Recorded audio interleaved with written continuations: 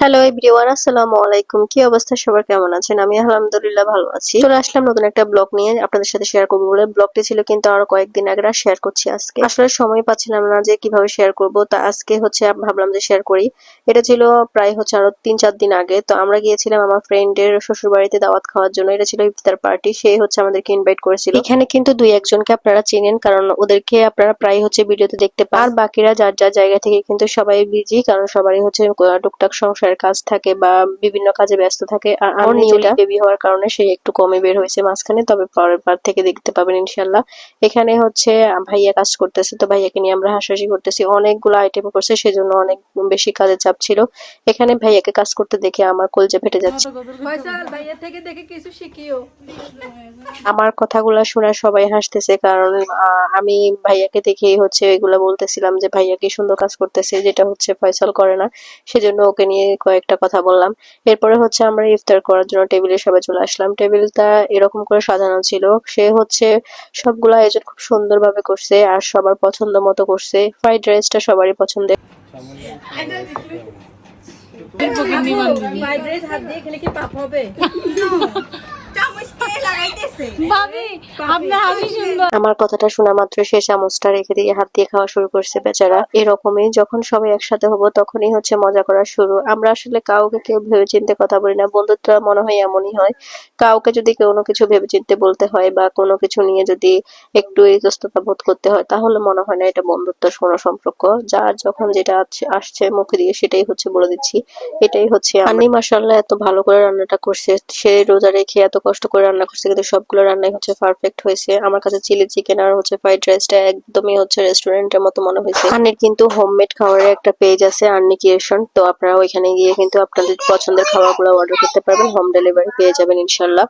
ওর কিন্তু সবগুলো আইটেমে আমার কাছে এত বেশি ভালো লাগছে। আস্তে আস্তে আপনাদের সাথে সবগুলো আইটেমে শেয়ার করবো। এখন আমরা ফ্রাইড রাইসটা খাচ্ছি আর চিলি চিকেনটা।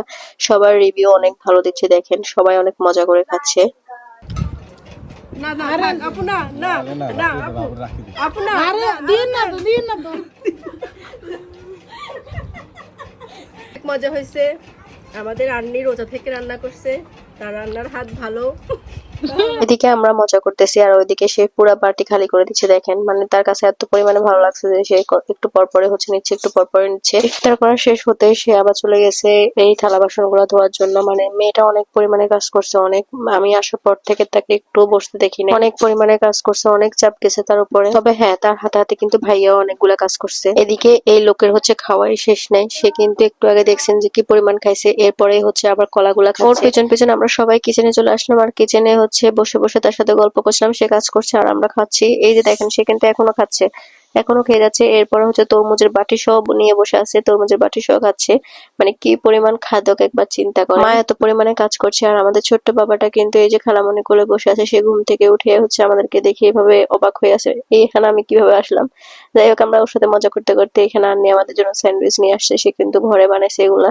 এত পরিমাণে মজা ছিল, একবারে চিকেনে ভরপুর ছিল। স্যান্ডউইচ গুলা খেয়েই মনটা ভরে গেছে। পুরো রেস্টুরেন্টের থেকেও কিন্তু মজা হয়েছে। তারপর যার যার কাজে লেগে গেছে, সবাই তাদের হাজবেন্ডদের সাথে কথা বলছে। বুঝতে পারছেন তো, বিদেশে। যাই হোক, আমি বিদেশে কথাটা এই জন্যই বললাম যে সবার হাজবেন্ড বিদেশ থাকে, শুধু আমার হাজবেন্ডটা এই দেশে আছে আলহামদুলিল্লাহ।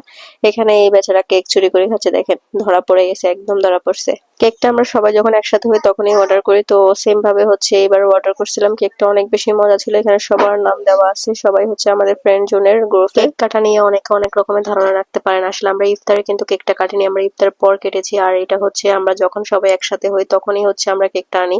তো এবারও সেম ভাবে কেকটা আনা। কেক কাটা শেষ, এবার সবাইকে কেক বেলানো হচ্ছে। আমি কিন্তু অনেক কষ্টে ভাই কেকটা পাইছি। দেখেন কেকটা কিন্তু অনেক মজার ছিল। জিনিসটাই এমন বড় ছোট সবারই পছন্দ, সেজন্য বাচ্চারা অনেক বেশি ভিড় করতেছে কেক দেখে। এদিকে অনি বেচারা অনেক কষ্ট করে একটা কেক পাইছে। দেখেন সে পাইয়েই খেয়ে নিচ্ছে, এত মজা ছিল কেকটা। এখানে আমরা অনেকগুলা দুষ্টামি করতেছি, অনেকগুলা পিক নিছি, সেটা আপনার সাথে আস্তে আস্তে শেয়ার করবো। এদিকে আবার দেখেন আমাদের জন্য চলে আসছে ফালুদা। ফালুদা না, কাস্টার্ড ছিল এটা। কাস্টার্ডটা একদম পারফেক্ট হয়েছে, একবারে ফলে জেলিয়ে ভরপুর ছিল। সবগুলাই হোমমেড ছিল, সবগুলা সে নিজ হাতে তৈরি করছে। সেজন্য আন্টিকে অনেক অনেক বেশি ধন্যবাদ এমন একটা ইফতার পার্টি করার জন্য। তো আমার ব্লগটা কেমন লাগছে অবশ্যই জানাবেন, আর এই ব্লগটা নিয়ে কিছু বলার থাকলে অবশ্যই কমেন্টস করবেন। সবাই ভালো থাকবেন, আল্লাহ হাফেজ।